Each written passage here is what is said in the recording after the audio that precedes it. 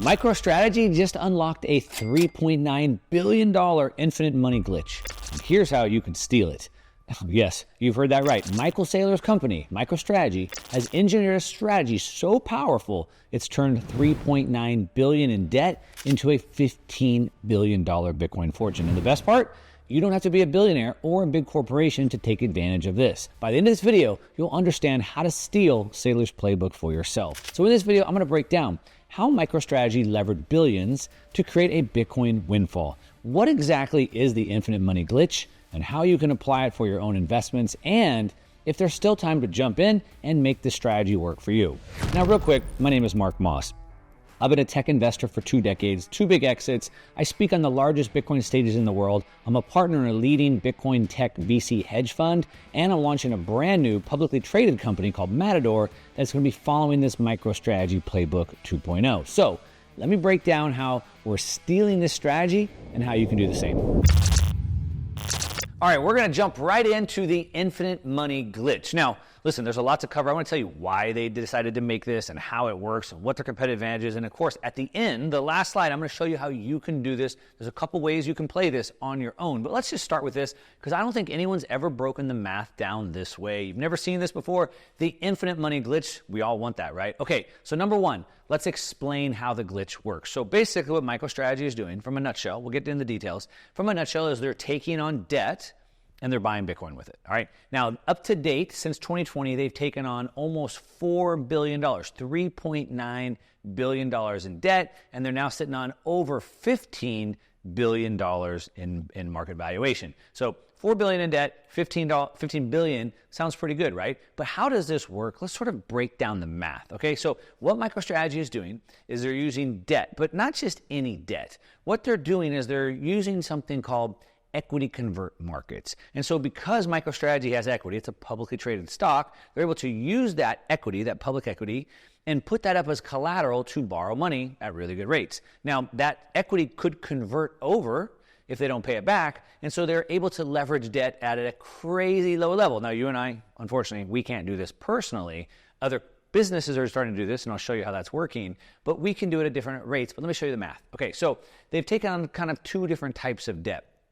One, they take on debt, and their highest amount they're paying is crazy, 1.76% interest on that. And then for the notes that are convertible, they're paying 0.8. So they're literally borrowing billions of dollars at 0.8%. Wow, I wish I could get that, but we can't. Now, if we look at this, we can say, let's just take the highest amount. I didn't go through and look at all the different percentages and tranches. Let's just assume that all the debt, the $3.9 billion, is all at the 1.76 amount, which is not, so it's actually less than this number. But for the easy math, let's assume it's at the 1.76. That would mean that they owe $68 million a year just in interest. $68 million a year in interest, okay? Now, what does that mean for us, and how does this work in the infinite money glitch? Well, they're borrowing billions, $3.9 billion. They have $15 billion in Bitcoin, but they owe $68 million just in the debt service. But here's the thing. If we take a look at Bitcoin, since MicroStrategy has been doing this,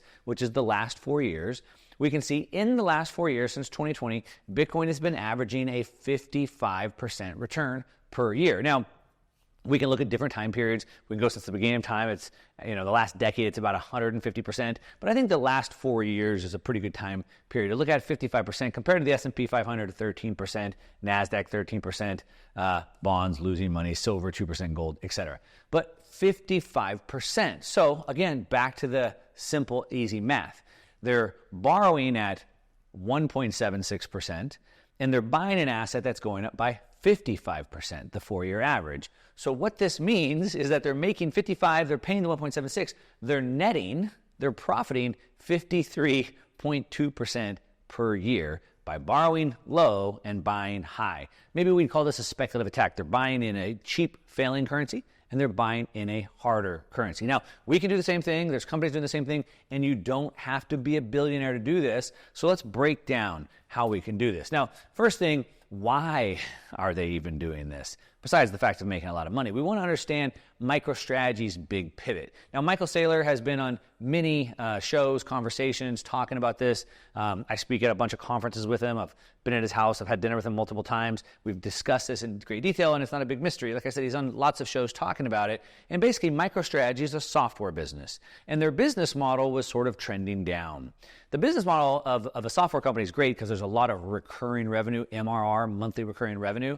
But it's very hard to continually build new software and stay up to date. And so he said, look, I looked at this from a perspective of we have a lot of cash, but the cash is losing value. This is in 2020 when they were printing trillions of dollars of stimulus. So the cash is losing value very, very fast. I don't know if I really want to invest it back into the software business, but we have this good cash flowing asset. So what should we do? Well, we looked at all the options. We put into bonds or real estate or stocks or whatever, and we realized that the best place we could put billions of dollars for 100 years, that was the qualification, the best place to put a big chunk of money for a long period of time was Bitcoin. And so they did.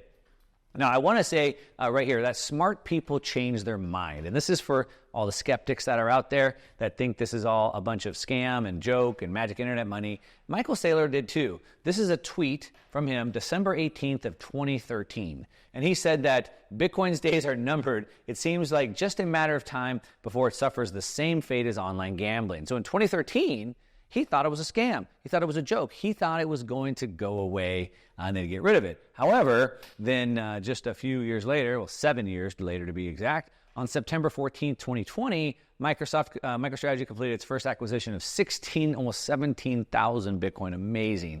Bitcoin at an aggregate purchase price of $775 million. So he went from 2013 saying, look, this is a joke, it's a scam, it's never going to last, it's going to go away, to 2020 buying billions of dollars with it, and now 2024 being what we call the Giga Chad. He's like the biggest advocate of this, and he talks about it all the time. So they had to pivot away from the software, but they still have the software business. We're going to talk about this when we get deeper into the plan of how you can apply this. But what they really built wasn't just a way to hedge. I put here the hedge isn't as good as a leveraged play. So it wasn't they were just trying to hedge their position. Like he wasn't just trying to say, how do we preserve our cash by putting it into another asset, stocks, bonds, etc. It wasn't a hedge. He was trying to find a way to leverage it up, to do some financial engineering. Well, he is an engineer from MIT. That's why he thinks this way. All right, so now that you sort of understand the why, you might ask yourself if you're in the same boat, do you have money that's in an asset that's not performing well? And would you like to put that money into the best performing asset? And would you like to follow an engineer from MIT and learn how to do some financial engineering? Well, let's figure that out. What is the play for you then? Okay, so the key is, like I said, from an MIT engineer, how did he financially engineer this? And it's not just holding. It wasn't just hedging, but it was financial engineering to actually leverage this up. And really what MicroStrategy offered to the market was what we call volatility as a product, which sounds crazy, right? And that's because for the average investor, they think that volatility is dangerous. It's one of the things that you hear about Bitcoin the most. It's too volatile. Well, turns out professional investors and allocators, they want volatility. They want it. Because volatility is this. How do you make money if an asset stays straight? You don't. You need volatility, and professional allocators want to bring volatility to their portfolio, believe it or not, that's why they're smart money. And so he offered volatility as a product, and he has a stock now that moves multiples on top of Bitcoin. So Bitcoin's already too volatile for some, and now it moves multiples on top of that, which means it's even more volatile. But of course, volatile means moving up and down, not just down, but up and down. And what we can see here is that MicroStrategy has been outperforming everything else. As a matter of fact, we can see this sort of teal green line right here. That's MicroStrategy, and it's close, sort of neck and neck with this blue line right here, which is NVIDIA. So NVIDIA and MicroStrategy have been absolutely crushing it. Everything else is down below. This orange line right here, that's where Bitcoin is. And then down here, this yellow line that just basically sits flat right here, that's the QQQ. Then this blue line that's even a little bit lower than the yellow line, that's the SPY, the S&P 500. So stocks are down here. Bitcoin is right here. NVIDIA is right here. and MicroStrategy is sitting right there, completely outperforming everything because of the financial engineering that we have. Now, it hasn't just been outperforming all of those things and even Bitcoin, but when we look at it priced in Bitcoin, this is the important thing. I do everything like this. We can see that MicroStrategy priced in Bitcoin since January of 2023, not since 2020, but since 2023, is up almost 300%, 280% priced in Bitcoin just since January of 2023. So it's been working really, really well. Now, back to the sort of the math. How does he do this? It seems very risky, right? Leverage is bad. Leverage is dangerous, especially on a very volatile product. So how does Michael Saylor, how does an engineer from MIT manage the risk in something like this? Well, they manage the risk with cash flow. So, as I said, MicroStrategy has been borrowing $3.9 billion. They have to pay $68 million a year in interest. What happens if the price of the asset goes down? What if Bitcoin drops to 15,000 or 10,000? So what?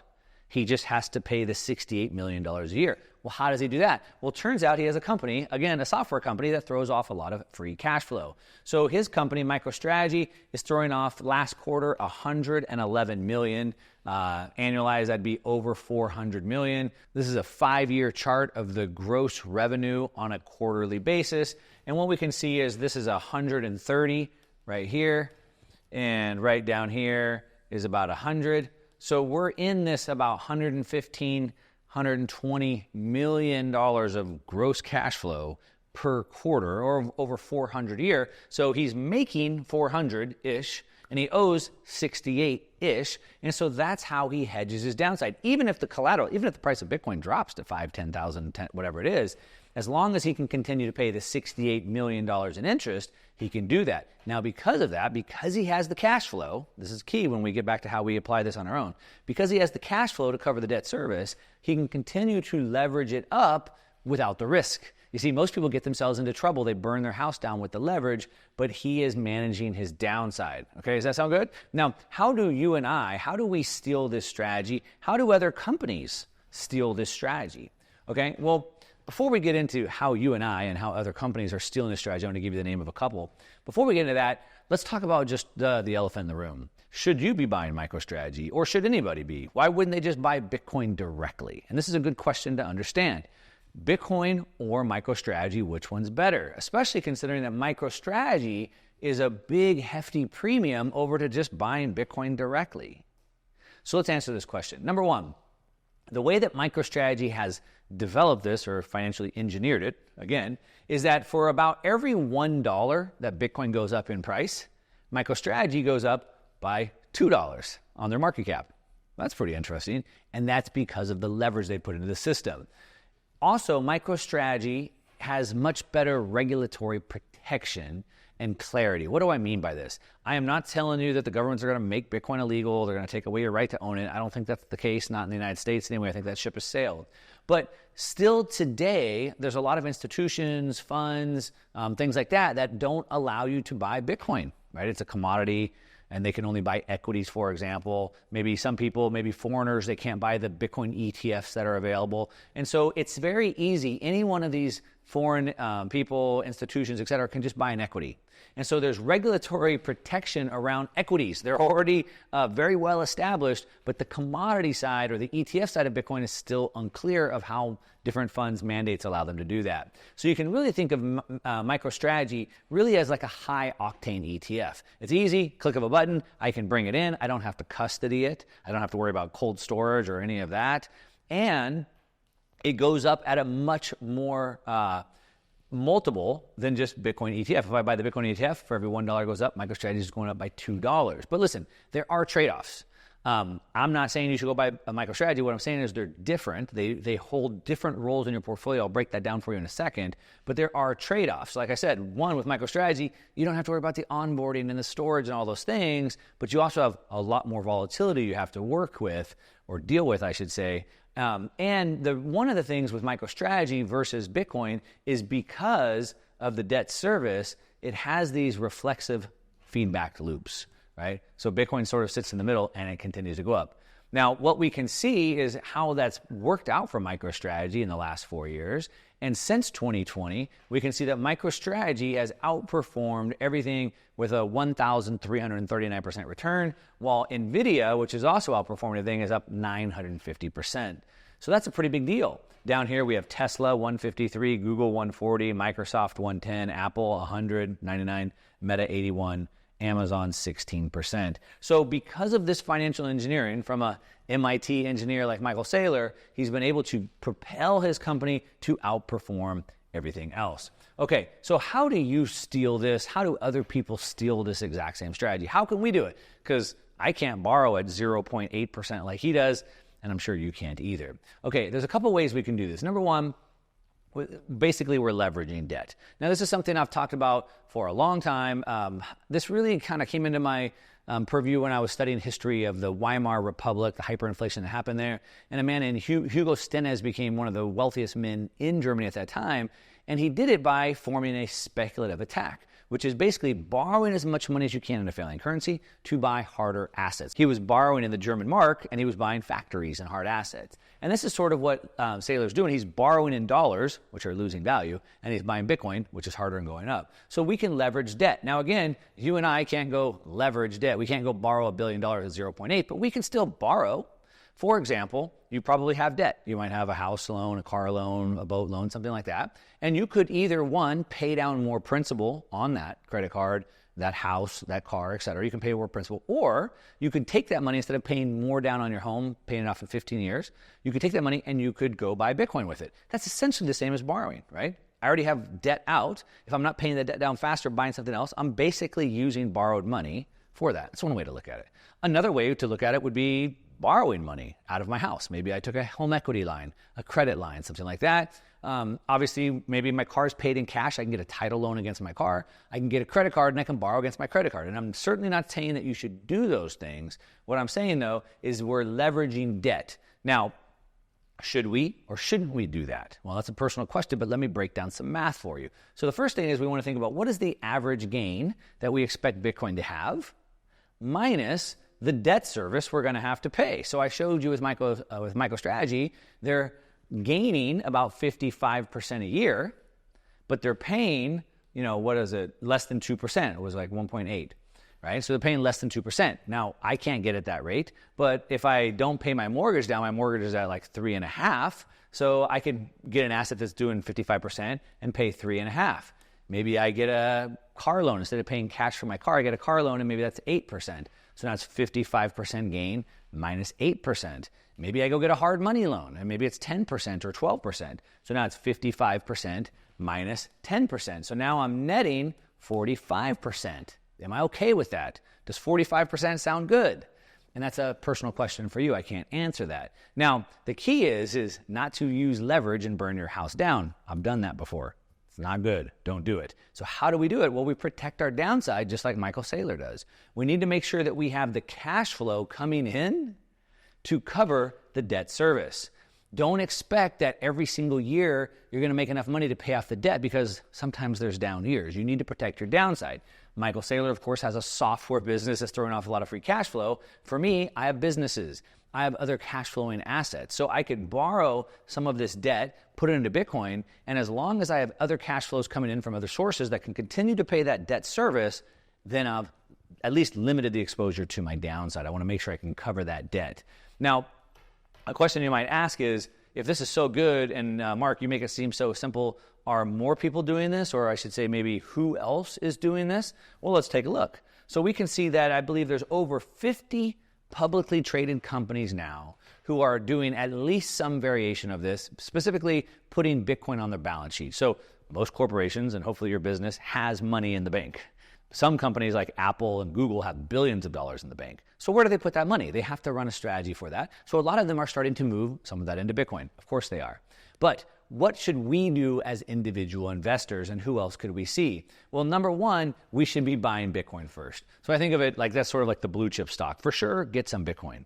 Then from there, what could we do? Well, then we could find some leverage plays. So for example, here's a company. It's called Metaplanet. Metaplanet launched in April of this year, April 2024. it's in Japan. If you're in the US or anywhere that's not Japan, it's probably very difficult for you to buy this thing, but it's in Japan. And basically, right here on this date, you can see this took off. They announced that they were going to run a MicroStrategy playbook where it was a real estate company. They're going to take about $8 million of assets they had, put into Bitcoin, and start leveraging it up. And they've been doing so. Since April, since they've announced that, their stock is now up 5x. They've made a 5x return. They were here, at this point, they were a 10x. Now look, it's volatile. It's more volatile than Bitcoin. So it was up really high here, then it came down and went back up, and it's come down, and it's coming back up again. So it's been between 5 to 10x just since April, since they announced this. So they're doing that. Another company that I'm working with, we're taking public in Canada. This company should be public within the next 30 days. It's a company called Matador. We're doing the same thing. We'll be leveraging up Bitcoin, and we'll be using the equity, sort of like what MicroStrategy does, to acquire layer 2 application companies on that as well. And like I said, there's over 50 other companies publicly traded that are doing something similar. Now, Matador is going public. We're in an IPO phase right now. We do have a little bit of a window for accredited investors. If you're an accredited investor and you want to find out about Matador, I'll put a link down below if you want to go watch a presentation and learn more about it, if that's a way that you can do that, or I'll put a QR code here on the screen if you want to check out Matador. But otherwise, Metaplanet, Matador are doing that. 50 other companies are doing it on their public balance sheet, and you can do the same. You can build your own leveraged plays. You can buy your Bitcoin. You can borrow against your Bitcoin at 10 to 12%, and then use that to buy more Bitcoin. Again, you can not pay your home down quicker. You can get a loan for your car, and there's all these ways you can get access to debt. But I want to warn you just one more time, debt is a double-edged sword. It can burn your house down, or it can cook your food, as long as you can manage it properly. And you do that with cash flow, like Michael Saylor does with MicroStrategy, and make sure you do the same. All right. Anyway, hopefully this infinite money glitch helps you. This is a strategy that I'm personally doing. I talk about this quite a bit. As a matter of fact, I wrote a whole ebook on how to do this, how to retire tax-free off of Bitcoin. It's on my website if you want to go get it. It's a free book. Anyway, that's what I got. Hopefully this makes sense. If you want to know more about investing and why I use Bitcoin as my base, then you probably want to know about this investing black hole video I have right here. That's what I got. To your success. I'm out.